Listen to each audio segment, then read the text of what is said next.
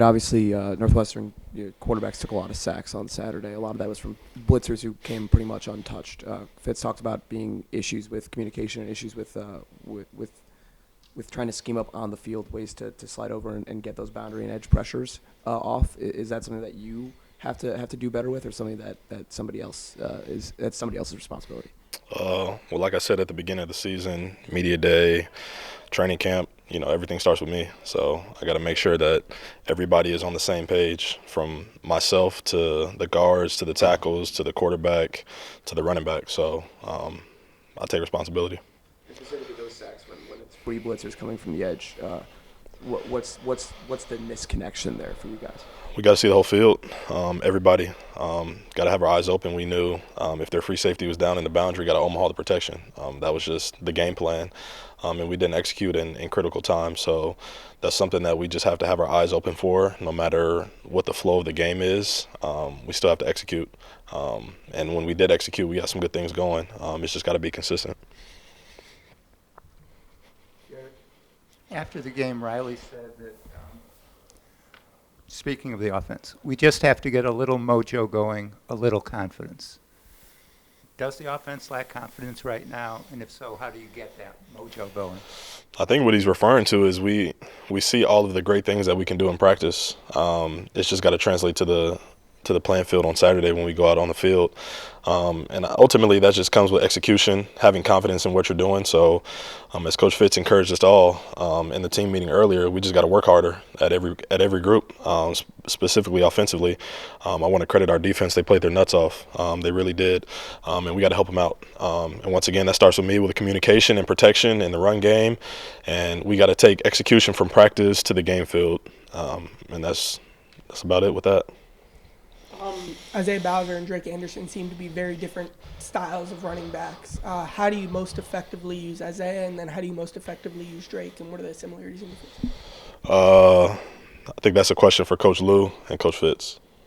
Do you like, I don't know, like, I don't follow. Do you like, what do you see as the biggest difference between them? Going big guy and small guy. They're both great backs. And when they're both in, we can do some great things. Schematically, we got to block them up, and they hit the hole as they see it, just like they've been doing all year. So it really doesn't make a difference who's in there.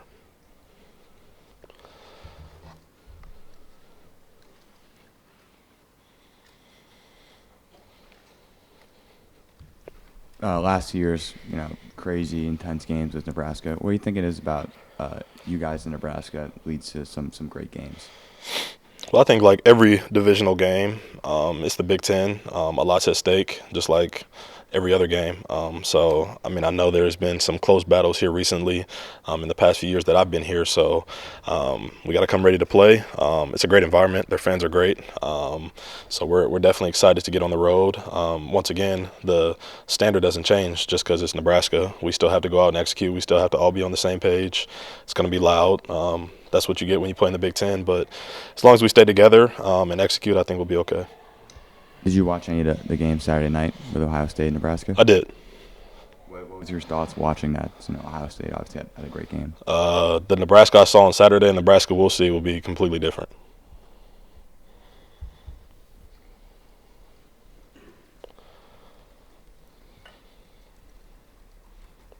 Anything else for Jared?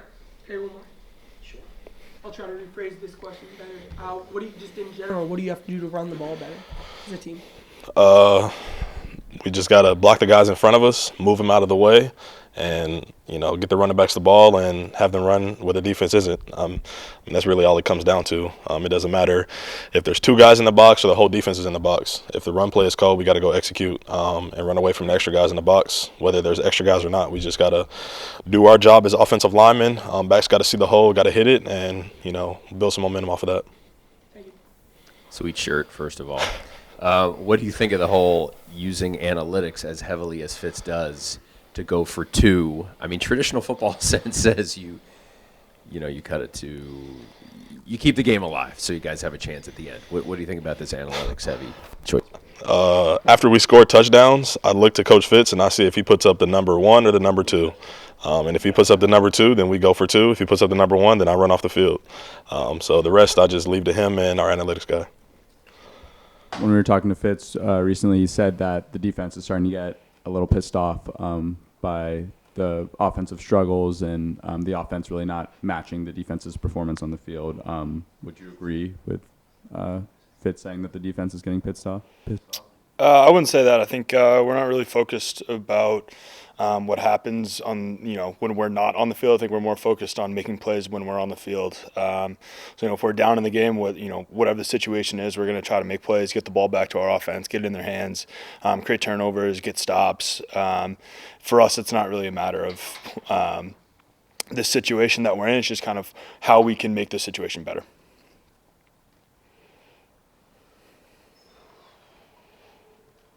Joe, when you go from playing an offense like Wisconsin straight ahead to playing Martinez and dual threat quarterback, do you have to change the way you approach? Do your instincts have to change? Yeah, a little bit. I mean, each week, each team has a different philosophy, and you have to kind of game plan for that philosophy. And obviously, Wisconsin likes to run the ball downhill. They like to run the ball up the middle, and Nebraska has their own different ways of running the ball, and that includes their quarterback. So that posed a challenge for us in the run game and also in the pass game. He's a dual threat guy, like you said. So at any point, he can just tuck the ball and take off. And as a D lineman, that kind of affects the way that you're gonna attack a pass rush and any block from an offensive tackle as well. So we got to be smart with our keys and really reading the way that the offense is trying to block and reading the way that the quarterback is taking his drops as well. How do you change that instinct, though? I mean, you played one way Saturday, and you're going to have to play another. You don't have a switch. Yeah, no, it's just it's mental preparation. Watching a lot of film helps too. That allows you to kind of be prepared for the different plays that they run. I think if you prepare the same way each week, that's when you get in trouble and your eyes get deceived sometimes. But if you're able to look at the opponent and their body of work and how they like to run the ball or pass the ball, then that allows you to kind of play faster and trust that your preparation early in the week will help you on game day.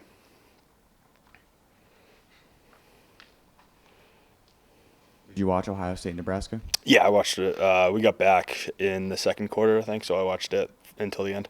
What did Ohio State do that you saw that neutralized Nebraska's offense for pretty much the whole game? Yeah, I mean, they played some man free, which allowed some guys to spy the quarterback and made it tough for Martinez to be able to scramble.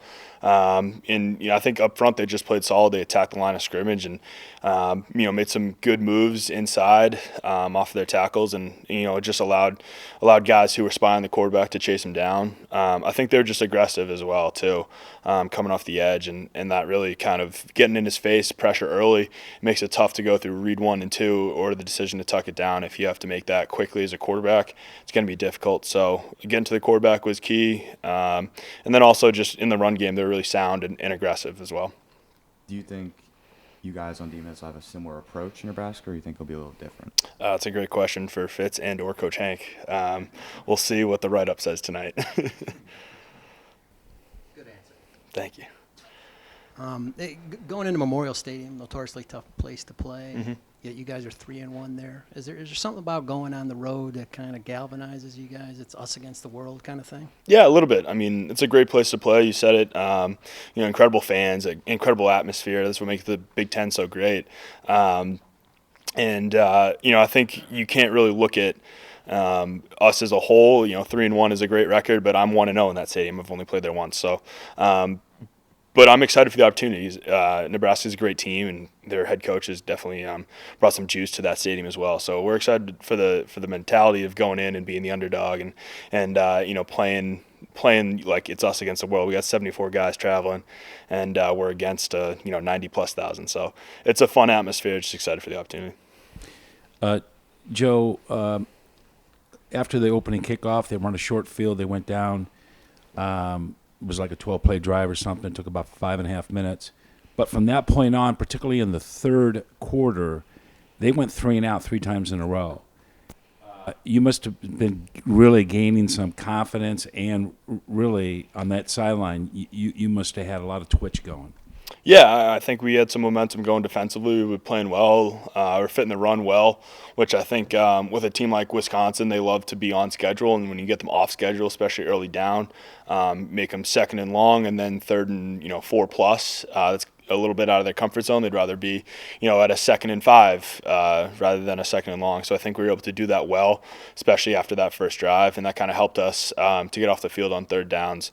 But yeah, we got some momentum. I think that started from week 1. We've been playing solid defense. It's just a couple plays here and there that we need to sharpen up. And I think each week we've gotten a little better of honing in on our keys and making sure that we're improving as a defense as the season goes along. Joe, you guys are like the only team that Jonathan Taylor hasn't completely crushed in 3 years. Do you think other teams are going to look at what you did, and is there an easy explanation to explain how you guys have done so well against him, or is it complicated? Yeah, the blueprint's out, right?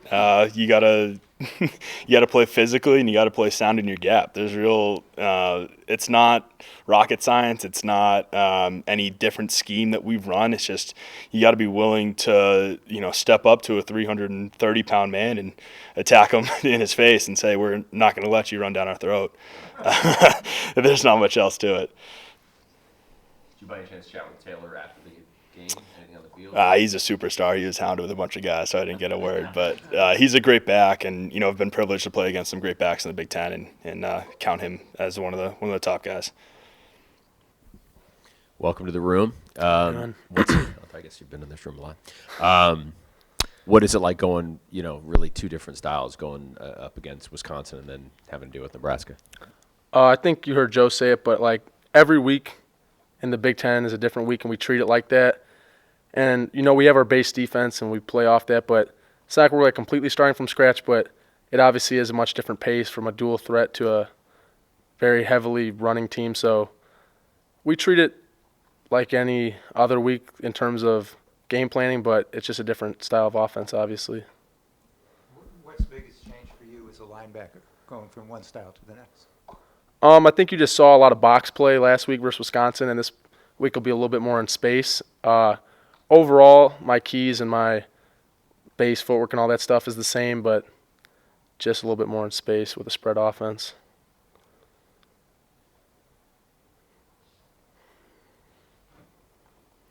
Is it difficult to make the transition from one to the other? No, we practice all camp, every different style you can imagine, so we're very well prepared to transition from different offenses week to week, so I think we're ready. Chris, correct me if I'm wrong, but it seems like you're the linebacker who typically comes off the field when it goes to a nickel package. So when you play a run-heavy team like Wisconsin, you guys go to less of those nickel packages. Does that make you feel a little bit better? Maybe being able to stay in the game a little bit more? Obviously I love being on the field and I love getting a chance to play with my guys, but our game plan's our game plan. Whatever Coach Hank decides, we do, and he's been right however many years he's been coaching. I think it's 50 now, so whatever he wants to do, we do, and we stand by it. I got one for you. So last year, if I remember correctly, you had kind of long curly hair, didn't you? It was a little curly, bit. yeah. And this year you got the, tight crop on the side, and you got that slash in the eyebrow. Any reason behind it? Not necessarily. I guess, getting more mature with age, and I think this is a little more cleaned up.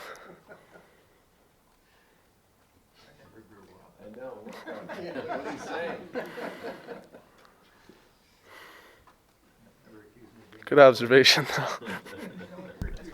though. Yeah. So, Chris, you were here a week ago, I think, Michigan State, and there was that conversation we had about, your parents and your dad and your brother and all that stuff. But I'm very interested about when your football career is over, after your 12-year career in the NFL, what is your next, what do you want to do next? That's a great question. So I don't like to do everything my brother does, contrary to popular belief with me being here right now. But he's actually in the Kellogg School of Business right now, the Kellogg School of Management, and he's getting his master's. So I don't want to say I want to do exactly what he's going to do, but I'm also an economics major as he was in his undergraduate, so I'd like to do something corporate, kind of venture out, but something related to economics or in business because that's also my minor. So to be honest, as embarrassing as this is, I really have no idea what I want to do yet, but hopefully my major takes me in the right direction.